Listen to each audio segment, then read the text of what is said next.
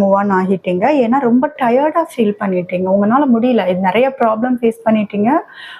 அதனால move on ஆகியிருக்கலாம். Suppose நீங்க move on ஆகலைங்கிற பட்சத்துல உங்க பெர்சன் மூவ் ஆன் ஆகியிருக்கலாம். நீங்க சிச்சுவேஷன்ஸ் அது மாரி எடுத்துக்கோங்க. இப்ப அவங்க என்ன ஃபீல் பண்றாங்க அப்படிங்கிறத பார்த்துரலாம். ஸோ சம்திங் இப்ப அவங்க ரொம்ப கவலையில இருக்காங்க. ரொம்ப கவலை. இப்ப நடந்த விஷயம் நடந்திருக்க கூடாது.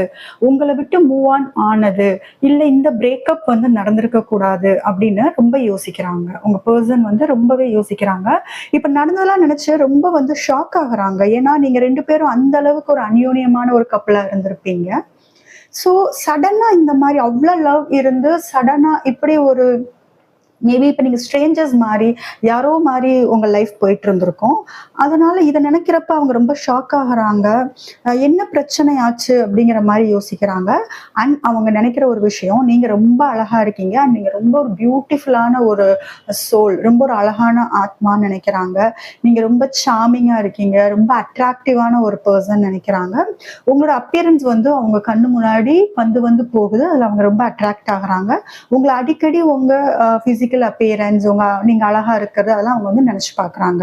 பட் அவங்க உங்ககிட்ட வந்து பேச ட்ரை பண்றாங்க. மேபி நீங்க வந்து பேசாம அவங்கள அவாய்ட் பண்ணிட்டு இருக்கலாம்.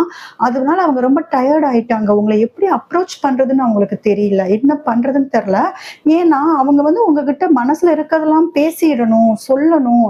உன்னால நான் இவ்வளவு பாதிக்கப்பட்டிருக்கேன். நீ இல்லாம என் லைஃப்ல வந்து இவ்வளவு நான் பாதிக்கப்பட்டிருக்கேன் அப்படின்ட்டு சொல்லணும்னு அவங்க ஆசைப்படுறாங்க. ஓகே. யா.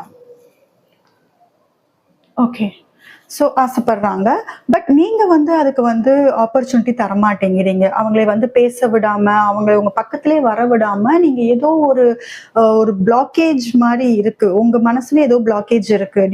நீங்களும் ரொம்ப கவலை, ஏமாற்றத்துல இருக்கீங்க. ஸோ உங்க பெர்சன பக்கத்திலேயே விட மாட்டேங்கிறீங்க. அது உங்களுக்கு ரொம்ப ஒரு வருத்தம், நெறைய ஏமாற்றமா இருக்கு. அவங்க உங்கள விட்டு மூவ் ஆன் ஆகணும்னு ட்ரை பண்றாங்க. பட் முடியல. கொஞ்சம் கூட முடியல. என்ன ரீசன்னா இது வந்து சோல் கான்ட்ராக்ட். ஸோ அவ்வளோ ஈஸியா உங்கனால வந்து மூவ் ஆன் ஆகி போக முடியாது. 2 பேர்னாலே மூவ் ஆன் ஆகி போக முடியாது.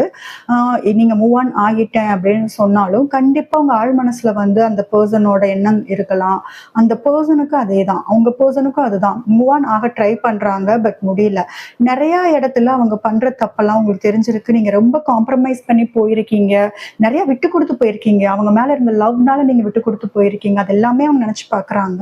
அவங்க என்னென்ன தப்பு பண்ணாங்கன்ட்டு நீங்க அவங்களுக்கு இந்த பேசாம இருக்கிற இந்த டைம்ல அவங்களுக்கு வந்து புரிய வச்சிருக்கீங்க. ஓகே. அவங்களுக்கு நல்லாவே புரியுது. ஏன் வந்து நீங்க அவங்கள விட்டு போனீங்க, என்ன தப்பெல்லாம் பண்ணாங்க அப்படின்ட்டு.